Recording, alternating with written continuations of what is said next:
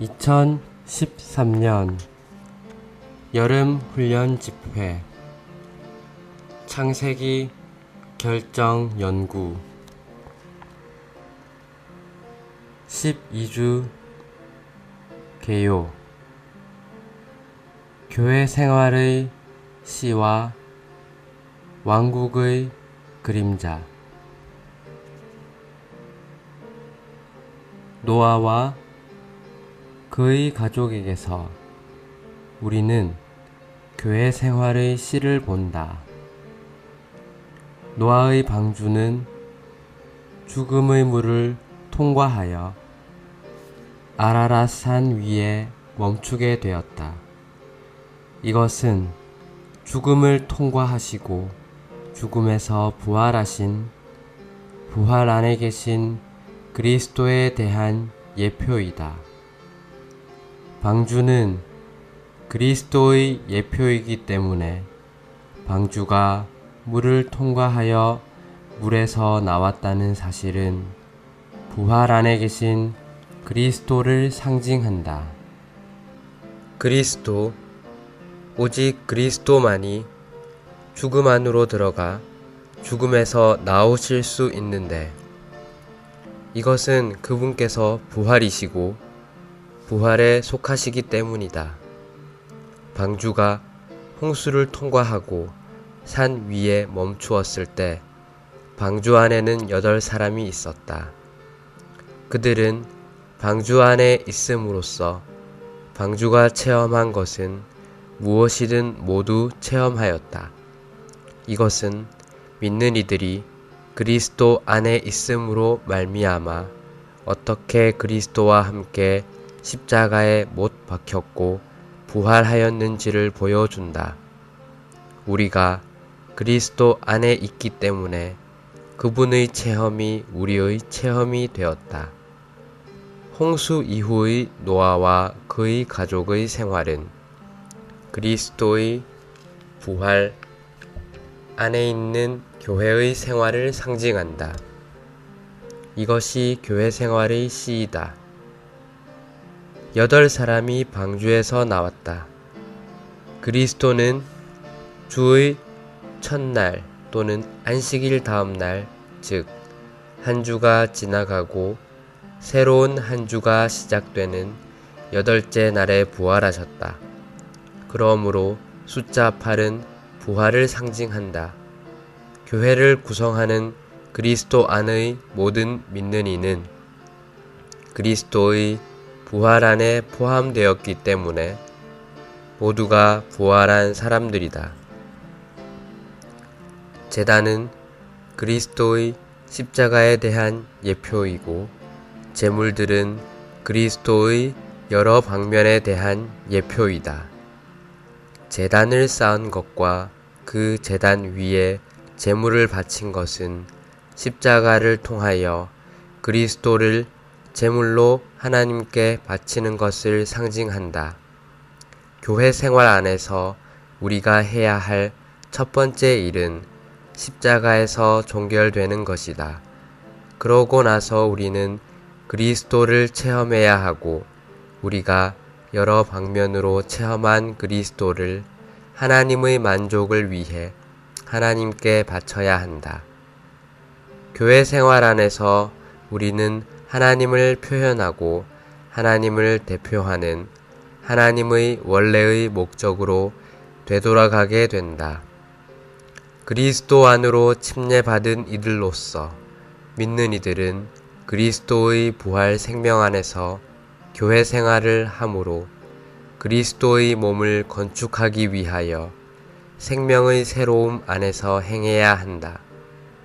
요한복음에서 우리는 부활 안에 있는 교회 생활에 대한 그림을 본다. 부활과 생명이신 그리스도는 하나님의 집을 건축하기 위해 죽음을 생명으로 바꾸신다. 요한복음 12장 1절부터 11절까지는 그리스도의 부활 안에 있는 교회 생활의 축소판이다. 그리스도의 부활 안에 있는 교회 생활은 부활 생명에 의해 산출된 단체적인 생활이고 주님의 임재 안에서 잔치하는 생활이며 봉사하는 기능과 증언하는 기능과 사랑하는 기능이 있는 생활이다. 하나님께서 노아와 맺으신 언약과 그분의 언약의 징표인 무지개는 우리가 언약의 교회로서 은혜의 새 언약의 실제 안에 살고 있음을 상징한다. 우리 그리스도인의 생활과 교회 생활은 언약의 생활이다. 교회 생활은 하나님의 언약 아래 있는 생활이기 때문에 우리는 사실상 언약의 교회라고 불릴 수 있다. 우리는 새 언약 아래 살아야 하고 어떠한 실패나 약함이나 부정적인 것도 믿어서는 안 된다. 우리는 언약을 맺은 백성이며 각각의 상황에 맞는 약속의 말씀을 갖고 있다.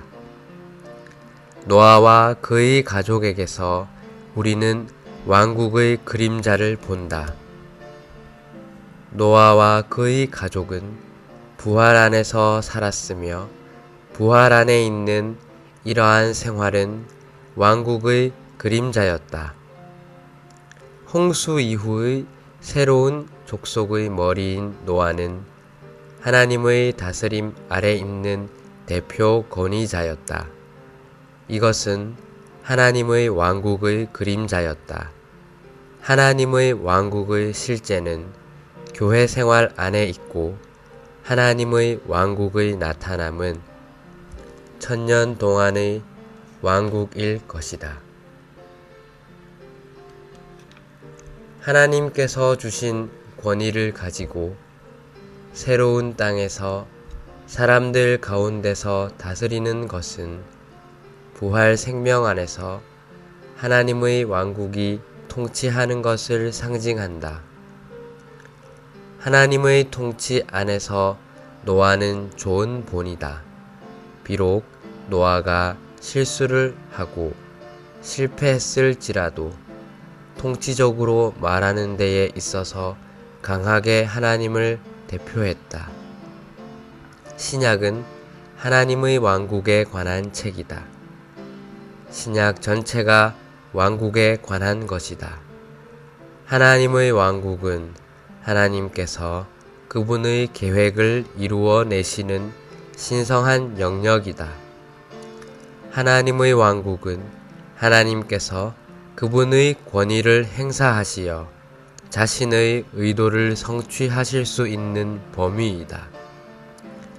하나님의 왕국은 그 모든 축복과 누림이 있는 하나님의 통치와 다스림이다.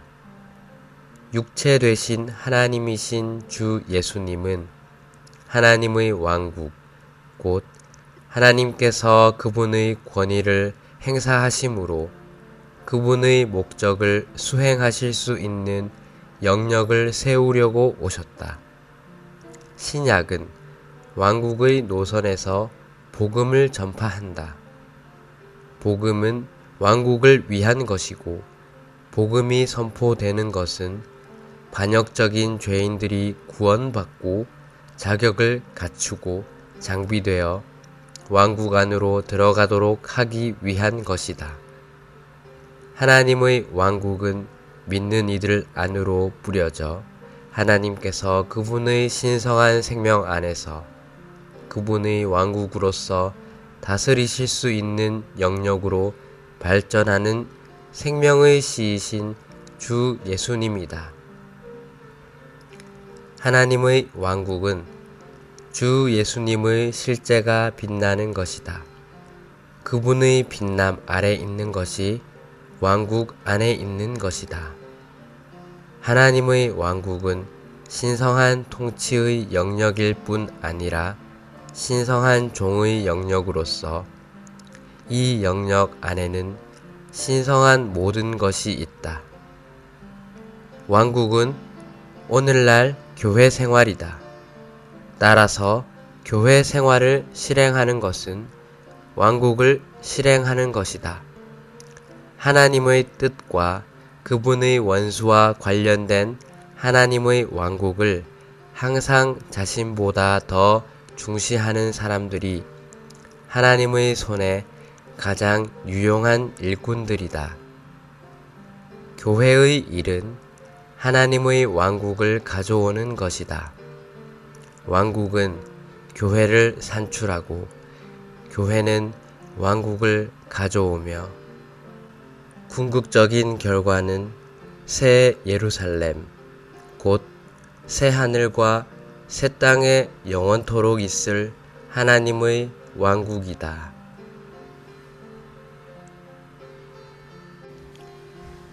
(2013년) 여름 훈련 집회 창세기 결정 연구 교회 생활의 시와 왕국의 그림자 12주 1일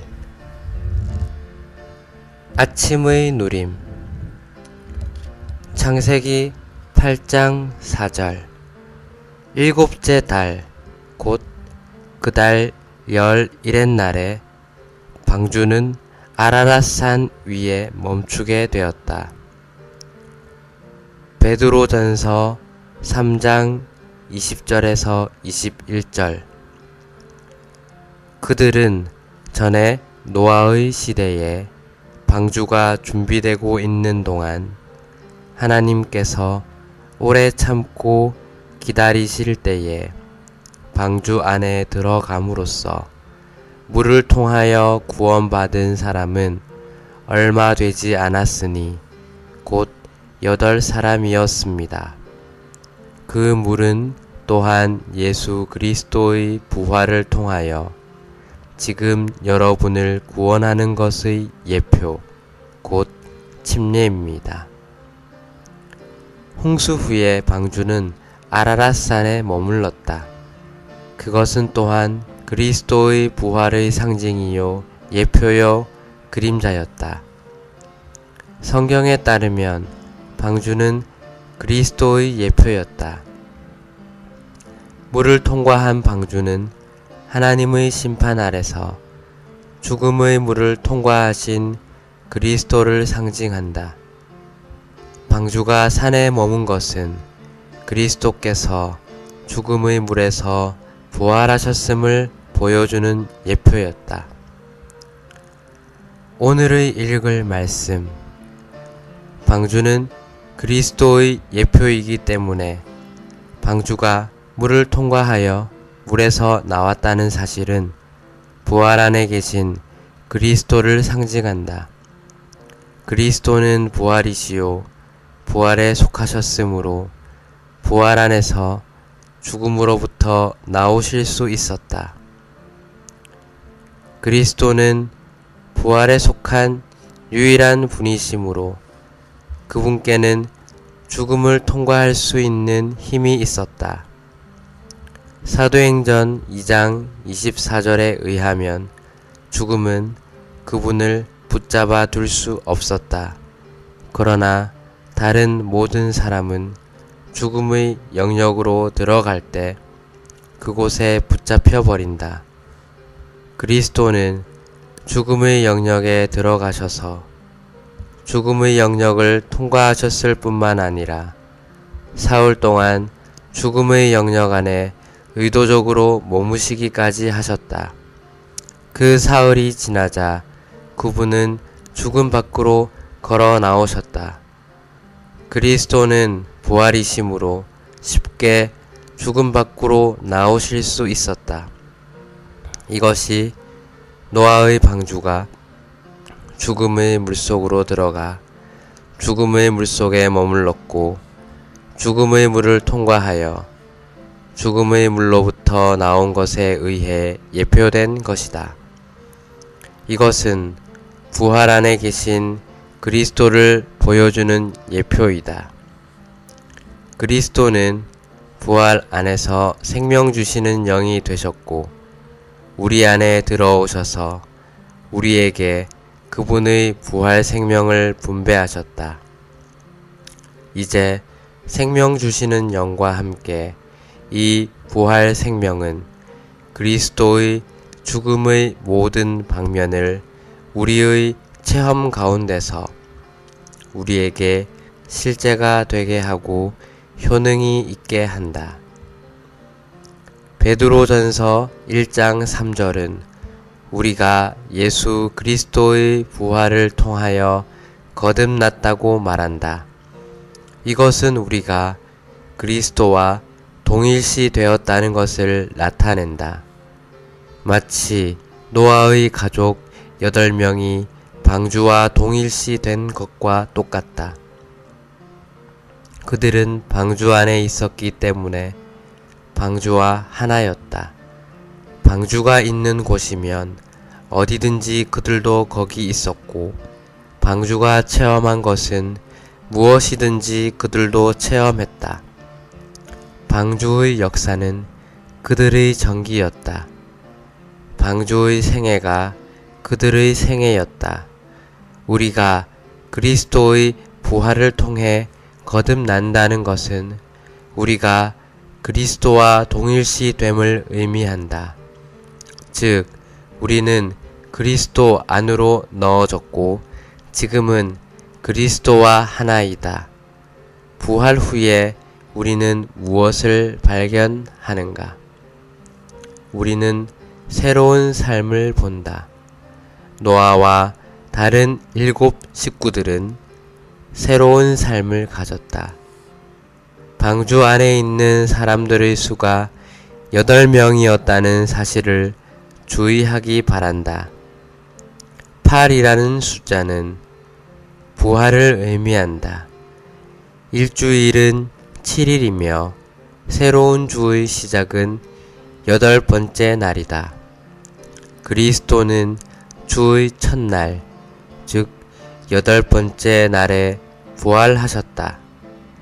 이 새로운 삶 속에서 그 가족은 부활 안에 있었다. 그들이 행했던 것은 다 부활 안에 있었다. 말씀의 이 부분에 있는 예표의 참된 의미를 깨닫고 있는 그리스도인들은 많지 않다. 모든 그리스도인은 방주가 그리스도의 예표라는 것에 동의하며 베드로전서 3장 20절과 21절은 홍수를 통과한 것이 침례의 예표였다는 것을 우리에게 명확히 말해준다.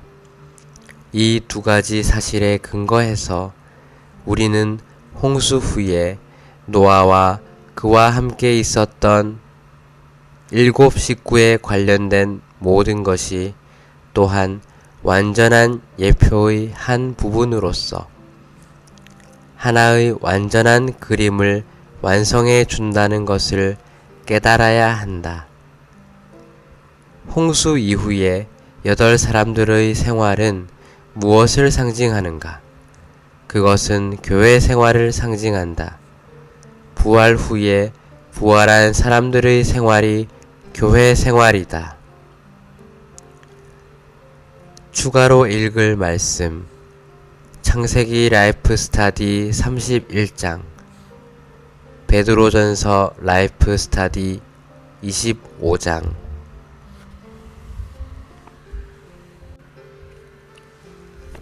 (2013년) 여름 훈련 집회 창세기 결정 연구 교회 생활의 시와 왕국의 그림자 12주 2일 아침의 누림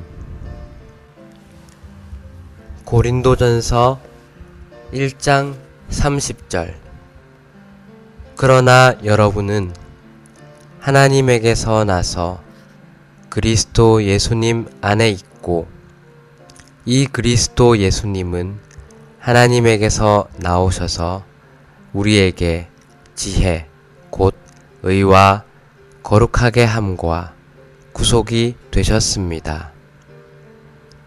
창세기 8장 15절에서 16절. 하나님께서 노아에게 말씀하셨다. 너는 내 아내와 아들들과 며느리들과 함께 방주에서 나오너라. 창세기 8장 18절. 그래서 노아는 아들들과 아내와 며느리들과 함께 밖으로 나왔다. 믿음을 통하여 그리고 침례를 통하여 우리 모두는 삼일 하나님과의 유기적인 연합 안으로 들어가게 되었다.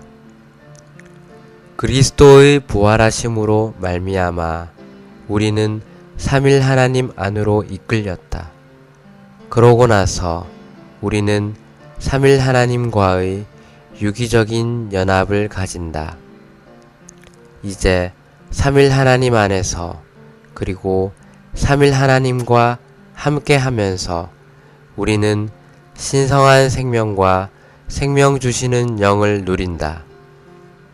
그러므로 침례 받은 후 우리는 침례의 예표를 우리의 체험 가운데서 우리에게 실질적이고 생생하게 해주는 신성한 생명과 생명 주시는 영을 소유한다. 오늘의 읽을 말씀. 그리스도의 죽음의 효능은 부활의 영 안에 있다. 그리스도는 우리의 죄를 없애시려고 죽으셨으며 우리의 죄들을 담당하시고 우리의 죄들을 위하여 죽으셨다. 그리스도의 죽음은 이제 우리를 죄에서 해방시킨다. 그러나 이 죽음의 효능은 그리스도의 부활 안에 있다. 그리스도의 죽음의 실제와 효능은 부활 안에 계신 생명 주시는 영 안에 있다. 생명 주시는 영께서 부활 생명을 가지고 우리 안에 들어오실 때 이 영은 그리스도의 죽음을 우리 체험 가운데서 효능 있게 하신다. 생명 주시는 영께서 우리 안에 들어오시는 즉시 자동적으로 우리는 죄에서 벗어나게 되고 그리스도께서 십자가에서 성취하신 구속을 누린다. 방주 안에 있는 8사람들은 신약의 믿는 이들인 우리를 상징한다. 나는 청년들에게 한마디 하고 싶다. 젊은 그리스도인이었을 때 나는 우리가 그리스도 안에 있다고 말하는 성경 구절들을 이해하려고 생각을 많이 사용했다. 나는 우리가 어떻게 그리스도 안에 있을 수 있는가를 이해하려고 애썼다. 나는 이 실제를 볼 수 없었고 그 의미를 이해할 수 없었다. 어느 날 나는 노아의 방주가 무엇을 통과했는지를 생각하고 있었다. 그때 주님은 나에게 방주 안의 8사람이 우리가 어떻게 그리스도 안에 있을 수 있는지를 보여주는 그림이라는 것을 알게 하셨다. 이들 8사람들은 방주가 홍수를 통과하고 있을 때 방주 안에 있었다. 따라서 그들 또한 방주 안에서 홍수를 통과했지만 그들 자신은 홍수를 겪지 않았다. 홍수의 물을 통과한 것은 바로 방주였다. 이것은 그리스도의 십자가가 어떻게 우리의 것이 될 수 있고 우리가 어떻게 그리스도 안에서 십자가에 못 박혔는가 하는 질문들의 답변을 준다. 방주가 홍수에서 나왔을 때 그 안에 있던 8사람들 또한 밖으로 나왔다. 방주가 산 꼭대기에 머물렀을 때 8사람들 또한 방주 안에서 부활했고 산 꼭대기에 머물렀다. 에베소서 2장 6절은 우리가 그리스도와 함께 일으켜졌다고 말한다. 우리는 출생하기 전에 부활했다. 그리스도께서 죽음의 물 밖으로 부활하셨을 때 우리는 그분 안에 있었다. 그러므로 교회 안에 있는 우리들은 부활한 사람들이다. 만일 우리가 이 예표의 그림을 본다면 우리는 교회가 또 다른 공동체임을 볼 것이다. 그것은 옛 사회가 아니다. 옛 공동체와 사회는 매장되었다. 우리는 침례받았을 때 옛 공동체와 사회를 묻어버렸다. 홍수가 왔고 노아의 옛 사회는 장사됐으며 오직 8 사람들만이 부활하였다. 이제 새로운 노선에 있는 이 8명의 생활은 교회 생활의 예표임이 틀림없다. 우리는 교회 사람들이며 교회 사람들은 부활한 사람들이다. 우리는 또 다른 공동체이며 또 다른 사회이다. 교회 생활은 새로운 공동체이다. 홍수 후에 방주를 통해서 구원받은 8 사람들은 새로운 생활을 시작했다. 홍수 전에 그들은 많은 악과 경건하지 못한 것들을 보았다. 그러나 그들은 구원받고 분별되고 부활하여 새로운 생활 안으로 안내되었다. 그 새로운 생활은 교회 생활의 예표였다. 창세기에 심어진 모든 다른 씨들에 더하여 여기에 교회 생활의 씨앗이 또한 심어진다. 8 사람들의 생활의 각 부분이 교회 생활의 각 부분을 보여주는 예표였다. 추가로 읽을 말씀 진리공과 2단계 1권 3과 진리공과 2단계 2권 17과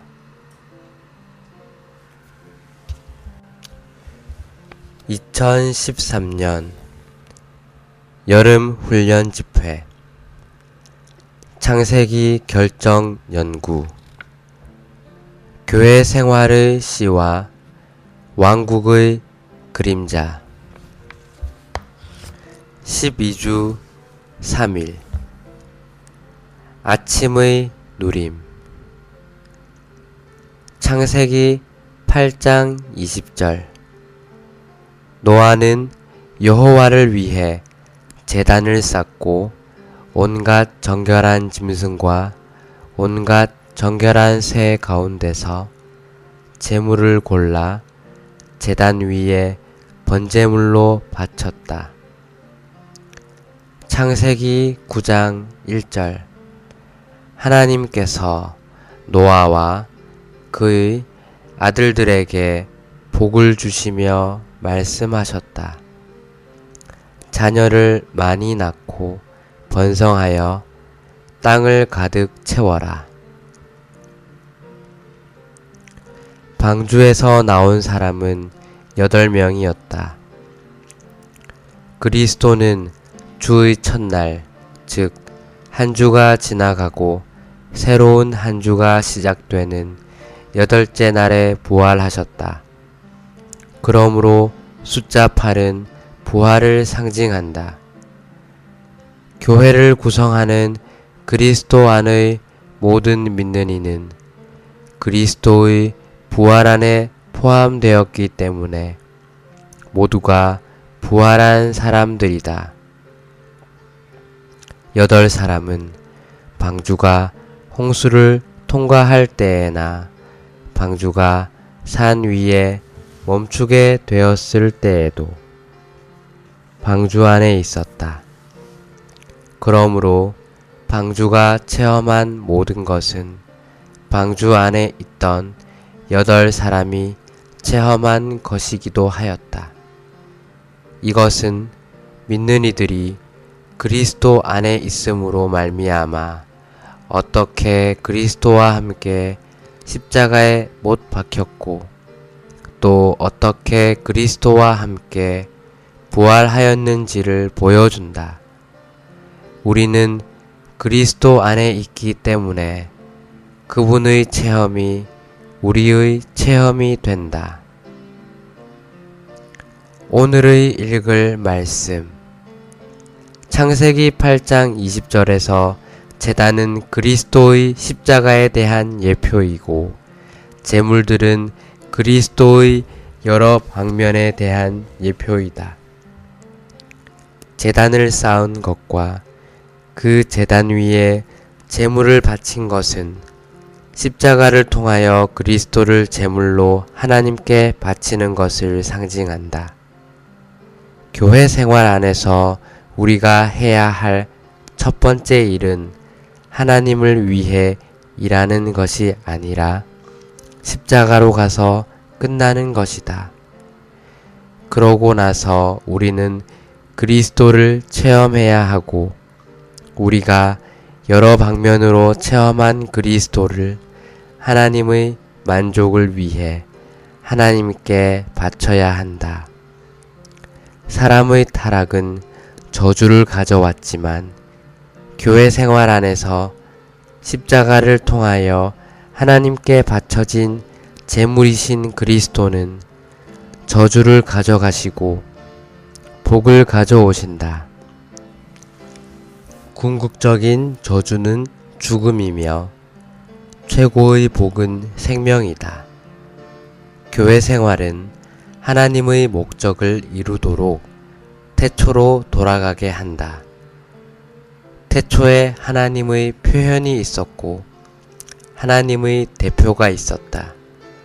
하나님은 사람이 그분을 표현할 수 있도록 그분 자신의 형상대로 사람을 창조하셨고 사람이 그분을 대표할 수 있도록 사람에게 그분의 통치권을 맡기셨다. 사람은 이 두 면에서 하나님을 실망시켰다. 그래서 하나님은 8사람을 물을 통하여 구원하셨고 부활 안에서 그들을 새로운 시대 안으로 이끄셨다. 그리고 하나님은 그분의 목적을 부활한 인류에게 다시 말씀하셨다. 이것이 교회 생활이다. 교회 생활 안에서 우리는 사람이 하나님을 표현하고 대표하는 그분의 원래의 목적으로 이끌렸다. 우리는 부활한 사람들, 곧 타락에서 태초로 돌아온 사람들이다. 우리는 아담 안에서 타락했지만 그리스도 안에서 회복되었다.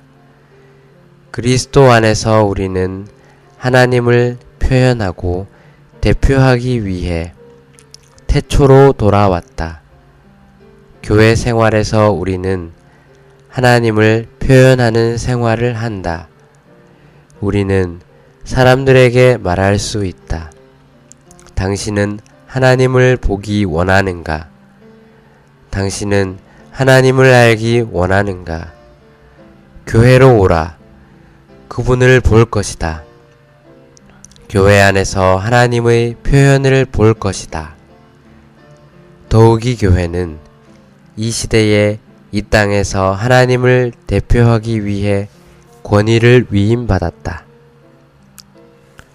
침례를 받은 후에 우리는 부활 안에서 새로운 사람이 된다. 부활은 장래의 상태일 뿐 아니라 현재의 과정이기도 하다. 생명의 새로움으로 행한다는 것은 오늘 우리가 부활의 영역 안에서 살고 생명 안에서 다스리는 것을 의미한다.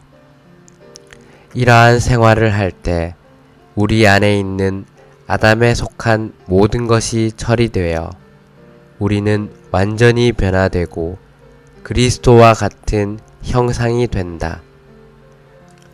로마서 6장 5절에서 그분의 부활과 같은 모양 안에서는 장래의 객관적인 부활이 아닌 현재의 성장 과정을 가리킨다. 침례받았을 때 우리는 그리스도의 죽음과 같은 모양 안에서 그분과 연결되어 자랐다. 이제 그분의 죽음을 통하여 우리는 그분의 부활 안으로 자라가고 있다. 그리스도의 죽음의 요소가 오직 그분 안에 있는 것과 같이 그리스도의 부활의 요소도 오직 그리스도 그분 자신 안에 있다. 그분 자신이 부활이시다. 합당한 침례를 체험한 후에 우리는 그리스도의 부활과 같은 모양 안에서 계속 그분과 연결되어 자란다. 이것이 바로 생명의 새로움으로 행하는 것이다. 추가로 읽을 말씀. 창세기 라이프 스타디 32장, 로마서 라이프 스타디 11장.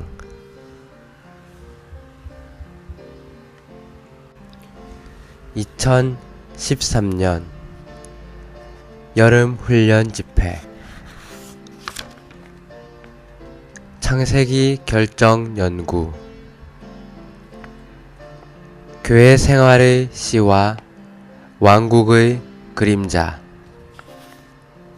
12주 4일. 아침의 누림. 요한복음 11장 25절. 예수님께서 마르다에게 말씀하셨다. 나는 부활이요 생명이니 나를 믿는 사람은 죽어도 살 것이고. 창세기 9장 12절에서 13절. 하나님께서 말씀하셨다.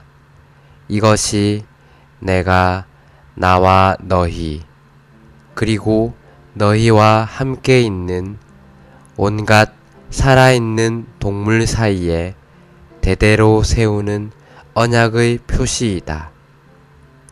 내가 구름 속에 나의 무지개를 둘 것이니 이것이 나와 땅 사이에 세우는 언약의 표시가 될 것이다. 나는 교회 생활 안에서 주님께서 죽음을 생명으로 바꾸고 계신다는 것을 완전히 확신한다. 이것이 부활 안에 계신 주 예수님에 대한 체험이다. 그분은 우리 안에 거하시면서 날마다 우리의 물을 포도주로 바꾸고 계신다. 부활 안에서 주님께서 물을 포도주로 바꾸고 계심을 인하여 주님을 찬양한다. 그분은 단지 우리의 행위를 개선하시는 것이 아니라 우리를 변화시키고 계신다. 오늘의 읽을 말씀. 이제 요한복음 2장에 있는 다른 표적, 곧 그리스도의 비밀한 몸을 건축하는 것에 관한 표적을 살펴보자. 그리스도인으로서의 우리의 생활은 다만 그리스도의 비밀한 몸의 건축을 위해 죽음을 생명으로 바꾸는 문제이다. 이것이 합당하고 참되고 온전한 그리스도인 생활이다. 우리 그리스도인의 생활에 제3의 항목은 없다.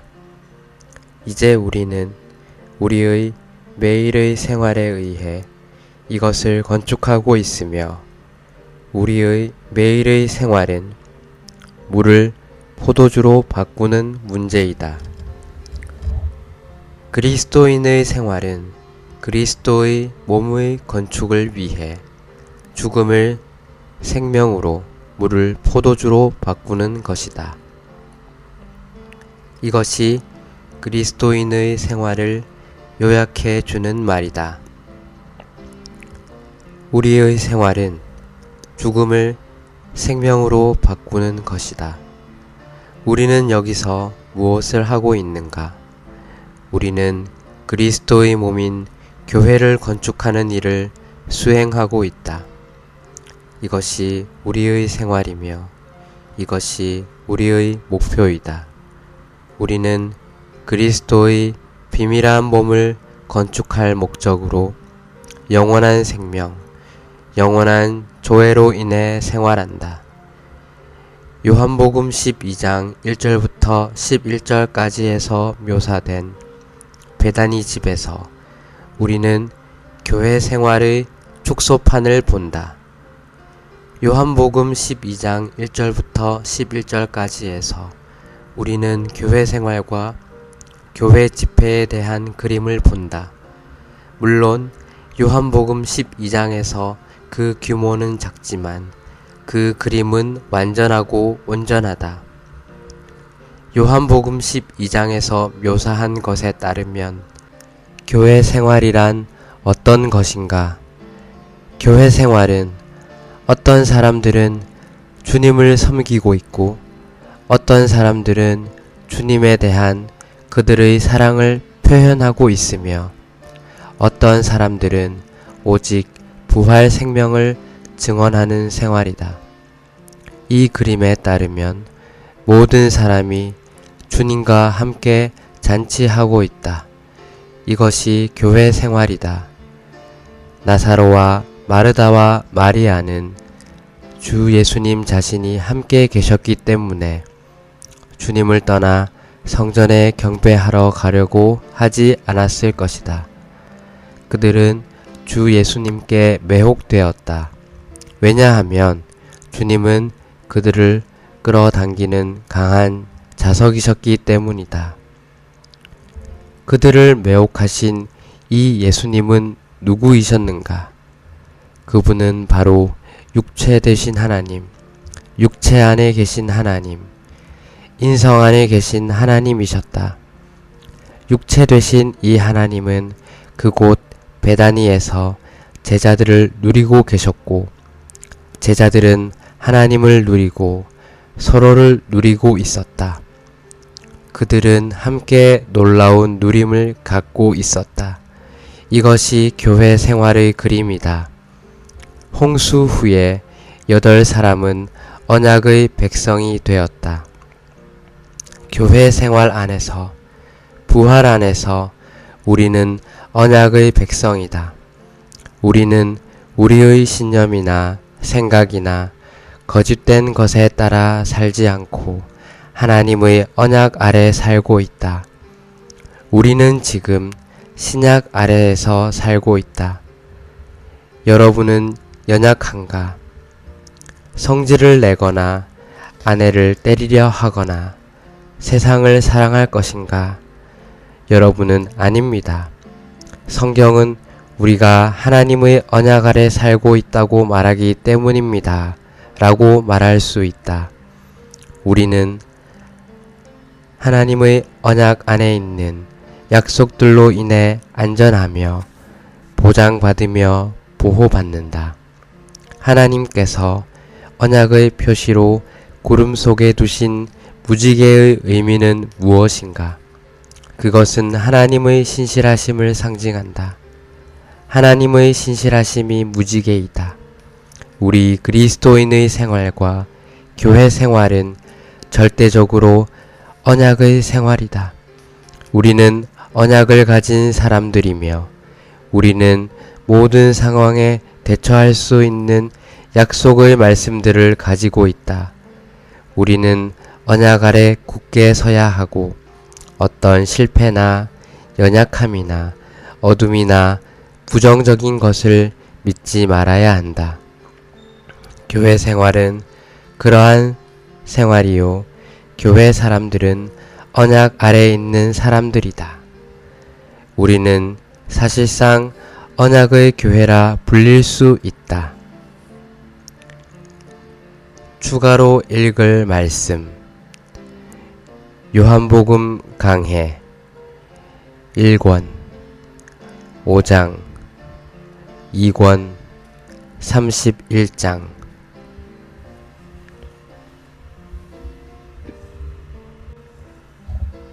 (2013년) 여름 훈련 집회. 창세기 결정 연구.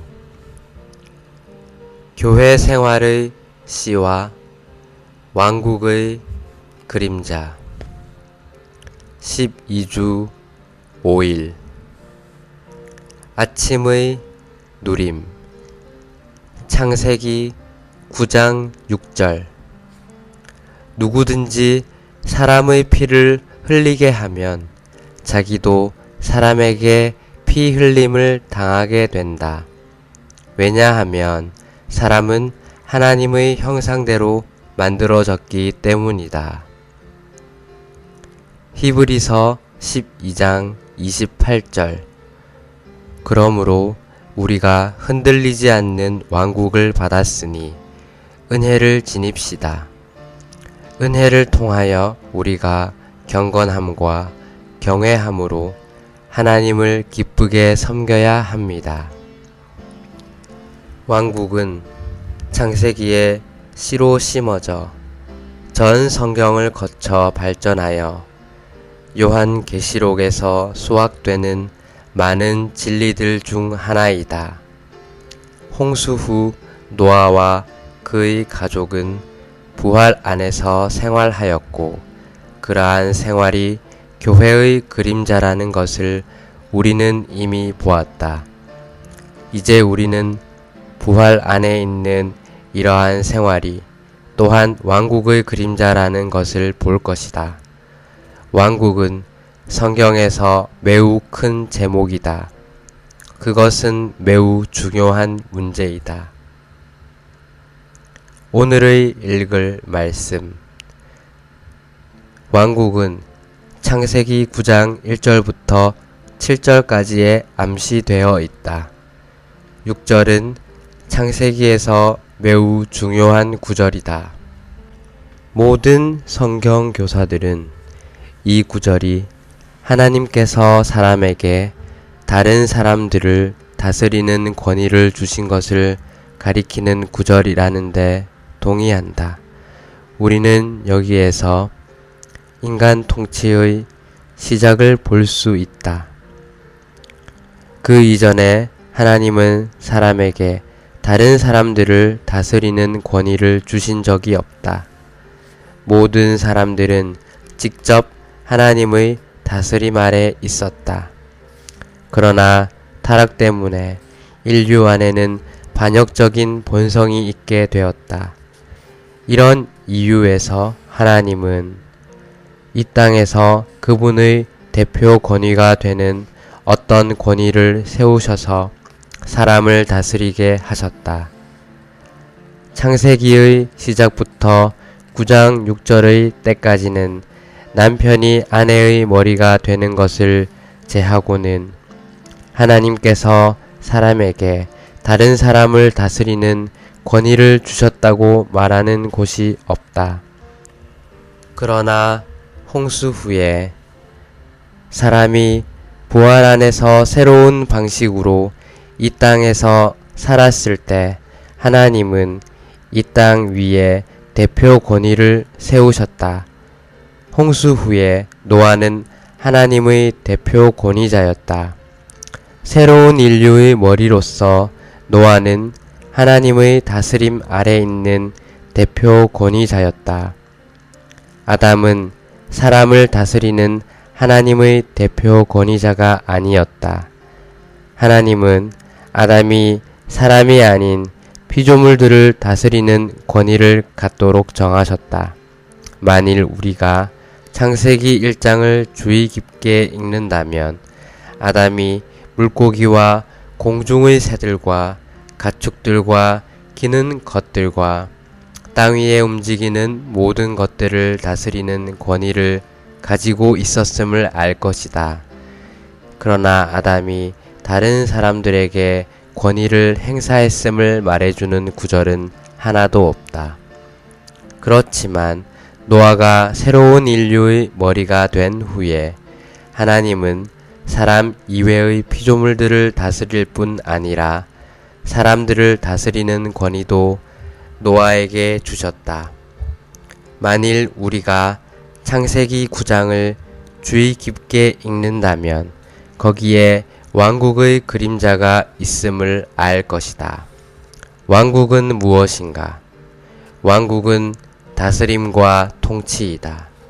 하나님께서 주신 권위를 가지고 새로운 땅에서 사람들 가운데서 다스리는 것은 부활 생명 안에서 하나님의 왕국이 통치하는 것을 상징한다.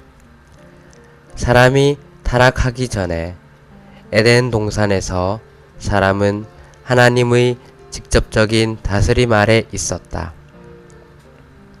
타락한 후에 사람은 자기 자신의 양심의 다스림 아래 있었다.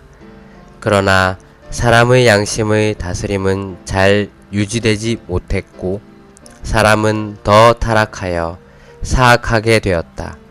그러므로 홍수 후에 하나님은 사람에게 권위를 주셔서 다른 사람을 다스리게 하셨고 그리하여 인간 통치가 시작되었다. 이것은 하나님의 왕국의 그림자이며 이 왕국의 실제는 바로 하나님의 신약 경륜 안에 있는 교회 생활이다. 이 왕국의 출현은 천년 왕국이 될 것이다. 노아는 가장이었고 인류의 지도자였다. 모든 사람이 그를 바라보았다. 그는 실패했고 드러났다. 그는 겸손해져 죄를 자백하며 실패를 인정할 수 있었을 것이다. 그러나 하나님께서 그를 지도자로 세우셨기 때문에 그는 자신의 양심의 가책에 따라서가 아니라 하나님의 통치에 따라서 말해야만 했다. 인간의 관념대로 노아를 판단하지 말라. 하나님의 통치 안에서 노아는 좋은 본이다. 비록 노아가 실수를 하고 실패했을지라도 통치적으로 말하는 데에 있어서 강하게 하나님을 대표했다. 노아가 그렇게 하기는 어려웠다. 노아를 인간적인 측면에서 그의 실패의 측면에서 바라보지 말라. 여러분은 하나님의 통치의 측면에서 그 상황을 보아야 한다. 의심할 바 없이 노아는 잘못하였다. 그는 느슨하고 부주의하고 술 취해서 벌거벗었다. 그럼에도 불구하고 우리는 하나님의 통치의 관점에서 노아를 보아야 한다. 추가로 읽을 말씀 창세기 라이프 스타디 33에서 35장 신약의 결론 믿는 이들 56에서 61장 신약의 결론 왕국 1에서 3장 5장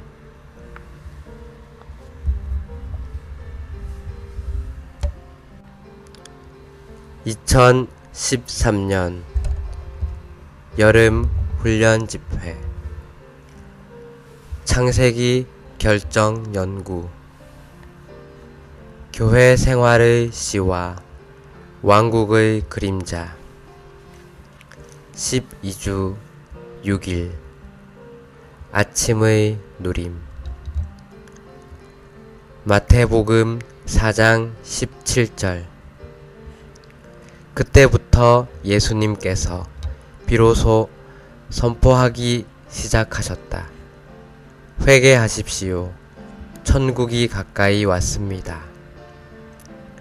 요한계시록 22장 5절 더 이상 밤이 없겠고 그들에게는 등불과 햇빛이 필요하지 않습니다. 왜냐하면 주 하나님께서 그들을 비추실 것이기 때문입니다.